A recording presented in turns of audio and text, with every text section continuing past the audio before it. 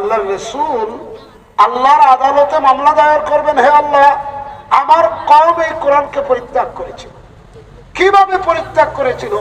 রাইসুল মুফাসসিরিন আল্লামা ইমাদউদ্দিন ইবনে কাসির রাহমাতুল্লাহি আলাইহি তার তাফসীরে ইবনে কাসিরে উল্লেখ করেছেন, ইন্নাহুম তারাকুল কুরআনা ঈমানান ওয়া তিলাওয়াতান ওয়া ফাহমান ওয়া আমালান ওয়া তাতবিকান।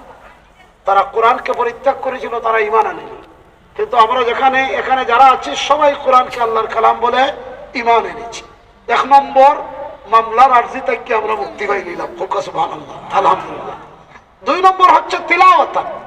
আলহামদুলিল্লাহ আমরা এখানে যারা আছি হলেও তিলাওয়াত করি কম বেশি।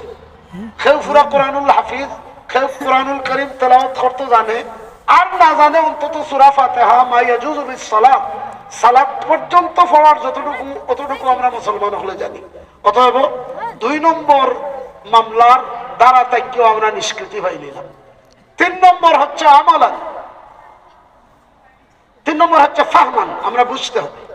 কিন্তু দুর্ভাগ্যবশত কোরআনকে আমরা সবাই বুঝি না।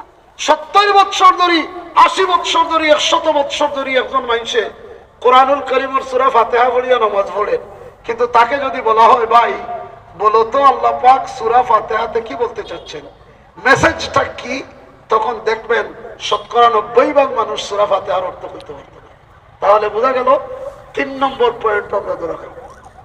4 নম্বর পয়েন্ট হইল আমালান, আমল করতে হবে। কোরআনে আল্লাহ